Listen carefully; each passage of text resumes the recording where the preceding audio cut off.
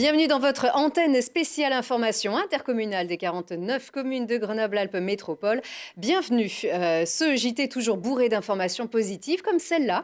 Même si ça semble très institutionnel, c'est une vraie bonne nouvelle pour tous les métropolitains et tous les Isérois. Le département de l'Isère a rejoint le SMAG, le syndicat mixte des mobilités de l'agglomération grenobloise, alors que lors de sa naissance en janvier 2020, des points de désaccord avaient retardé cette grande organisation coordonnée des mobilités partagées sur le territoire. Alors qu'implique cette nouvelle gouvernance? Reportage Laurie Baillet. Depuis sa sortie en janvier 2020, le département de l'Isère est désormais de retour au sein du SMAG pour exercer une compétence autour des mobilités partagées. Une nouvelle dynamique entre deux entités, de nouvelles perspectives, basées sur un dialogue rénové entre un membre historique et un comité syndical renouvelé. Et puis il y a la loi LOM promulguée fin 2019 et qui permet à un département de participer s'il le souhaite à l'autorité organisatrice de transport. Cette possibilité se fait dans un cadre volontariste, ce n'est pas une compétence obligatoire du département, nous le faisons parce que nous le voulons bien. Et pourquoi nous le faisons aujourd'hui? Eh bien parce qu'aujourd'hui, la gouvernance du SMAG a changé, que le département rentre dans des conditions qui sont acceptables et surtout conformes à la loi. Ce que ça va changer, je pense, c'est que le SMAG pourra s'inscrire plus facilement dans une politique territoriale, à savoir avoir un lien avec les territoires voisins, puisque le département va intervenir particulièrement sur ses compétences. L'implication du département au cœur du syndicat concerne donc les infrastructures cyclables, les mobilités partagées et les intermodalités.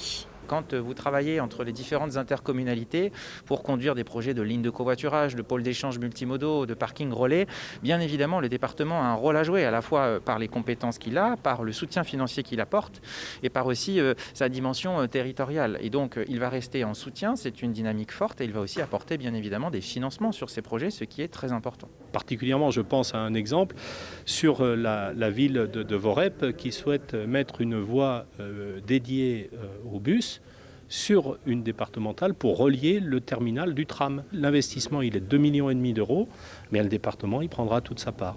Le département de l'Isère prévoit une contribution de 4 millions d'euros par an, le remboursement de la dette annuelle de l'ex-SMTC de 15 millions d'euros et le financement d'une partie des prochains projets à hauteur de 50 millions d'euros.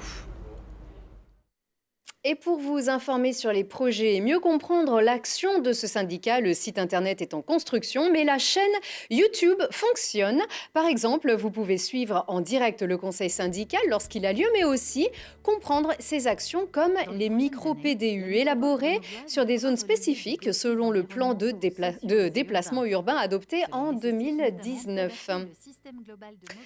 Les équipements métropolitains sont toujours vides de leur public, mais plein d'actions sur le terrain. Jeudi soir, par exemple, le FCG Rugby tentera de conforter sa place de quart de finaliste de Pro D2 face à Perpignan. Les Brûleurs de Loup, eux, finiront vendredi 2 avril leur drôle de saison sans phase finale, donc le 2 avril face à Rouen, jusqu'ici sacré champion de France. Et le lendemain, samedi 3, le GF38 recevra Châteauroux pour recoller aux bottes du leader et se donner les chances de monter en Ligue 1. Alors, pour que certains d'entre vous puissent enfin assister à ce beau spectacle, les présidents des 3 clubs ont co-signé avec le président de la métropole, Christophe Ferrari, et le sénateur Michel Savin, une lettre adressée à la ministre déléguée au sport, Roxana Maracineanu, demandant d'accueillir des événements tests pour le retour du public dans le Stade des Alpes et dans la patinoire Pôle Sud, à raison de protocoles sanitaires stricts et déjà tout prêts. Ça y est, Poisa à sa chaudière. C'est une nouvelle pièce du puzzle du fond chaleur sur le territoire. Lilian Veillet vous explique tout. La ville de Poisa vient de s'équiper d'une toute nouvelle chaudière au granulé bois.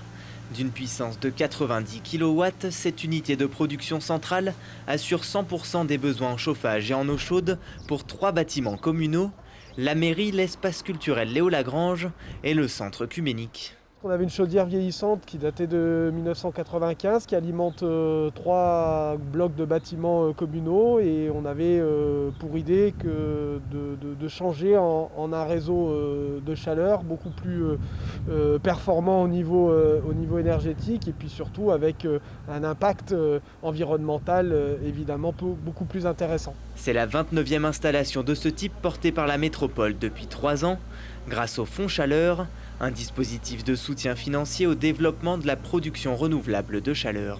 Le projet ici à Poisa, c'est 26 tonnes de CO2 évitées par an.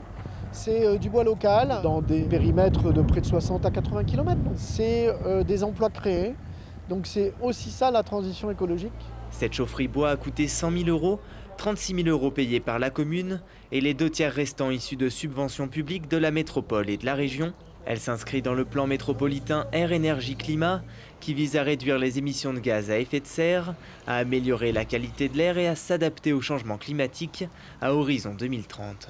Aujourd'hui, les grands objectifs du schéma directeur, c'est de réduire notre consommation énergétique, ça très clairement de près de 22%, de réduire les consommations carbonées de près de 30% et d'augmenter nos énergies renouvelables de façon très forte.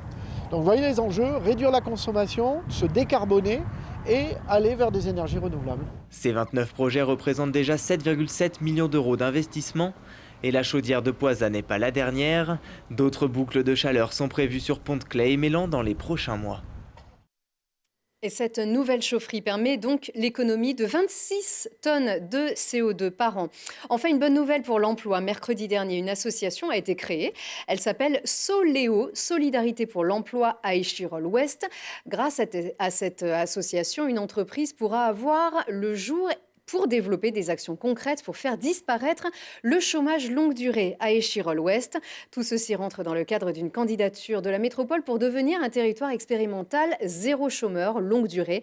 Cette candidature sera déposée cet été. Une dernière information d'ailleurs qui concerne les adaptations du réseau TAG au couvre-feu. Donc à partir de 19h la semaine prochaine, eh bien, la diminution progressive de la fréquence des passages à partir de 19h aura donc lieu du lundi au dimanche avec un dernier passage aux environs de 20h30 au centre-ville pour les lignes tram et pour le chrono.